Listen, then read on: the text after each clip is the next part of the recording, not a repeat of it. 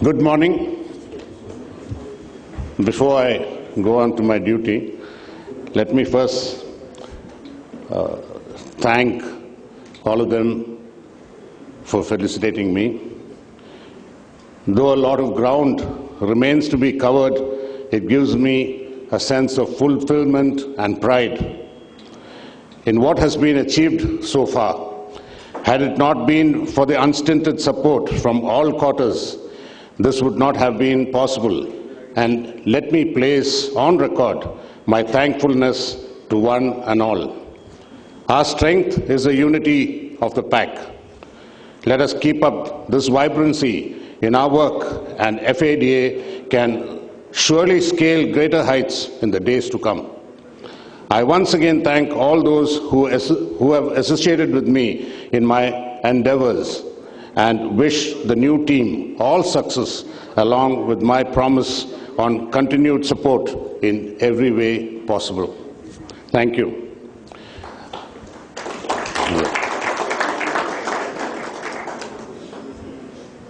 Respected dignitaries, FADA members, ladies and gentlemen, it's the first time FADA is conducting an auto retail conclave, and I'm glad to address you with my opening remarks.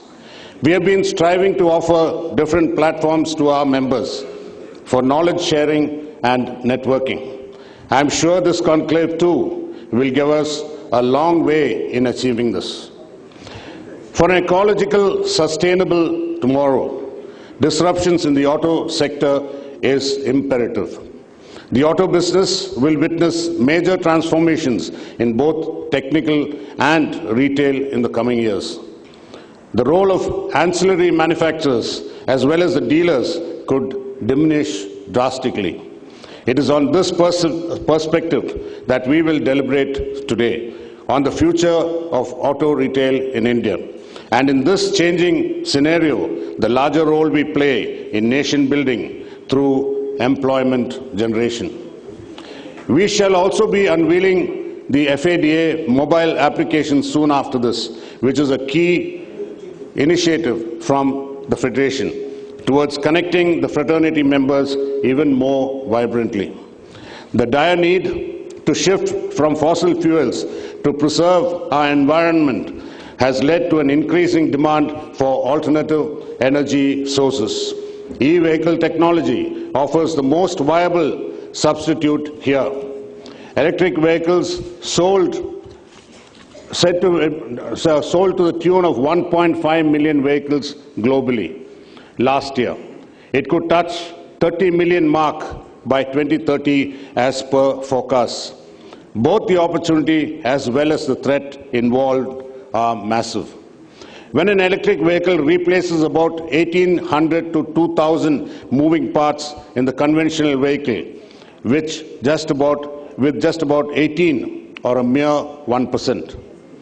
The vendor economy running parallel to our OEMs could be wiped off, and the employment with it. This poses not only a financial challenge, but also a socio-economic challenge as well. The livelihood of 3 million people who work both directly and indirectly in the auto retail sector comes under threat. The scenario for dealers cannot be much different. Once vehicles become more technologically oriented, especially the EVs, with added advantage of over-the-air updates, servicing becomes easier as only periodic technology updates would suffice. The regular servicing of mechanical components becomes unnecessary as the components are far less in number.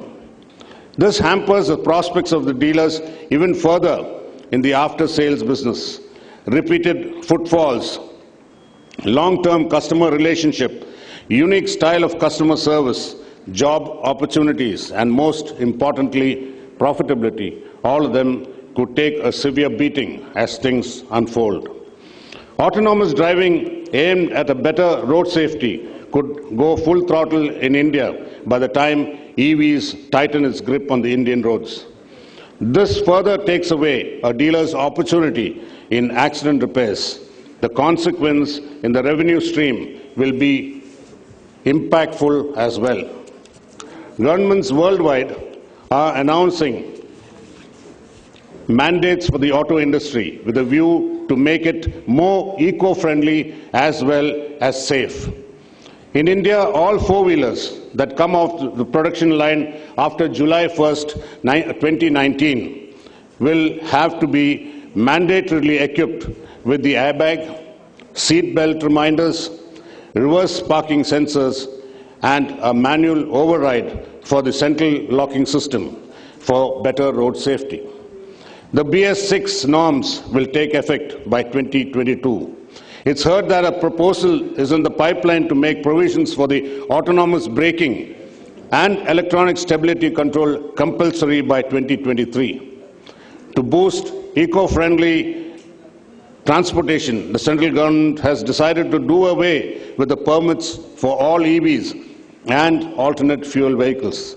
Further, the government is actively considering an option to allow ride-sharing on private cars through aggregators like Uber and Ola.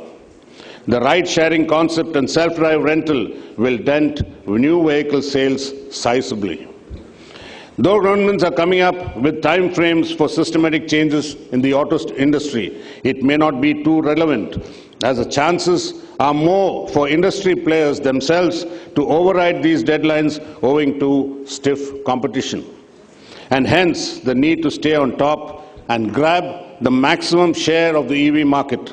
For us, the dealers, this means that rather than going by the target dates and resting assured that changes are still a long way ahead, we need to anticipate them anytime soon, because before we know, it may be at our doorstep. E-commerce giants like Amazon, too, are eyeing the pie of the automotive retail. Having gained sizable foothold in the spares and accessories trade, car vending, financing, and insurance cannot be too far from them. Suffice it to say that these changes are creeping upon us like a stealth bomber. Should we wait for a bomb to fall? As auto retailers, the need to realign our core businesses and to make them relevant to an entirely new era reigns supreme. As of now, each OEM has multiple dealers in major cities across India, and the infrastructure, investment, and the workforce deployed are huge. To survive the competition, dealers hold maximum inventory possible. Should a dealer decide to quit, there is hardly any government-recognized exit policy available. Though future disruptions could render some of these issues redundant, we need to plan a way out at present.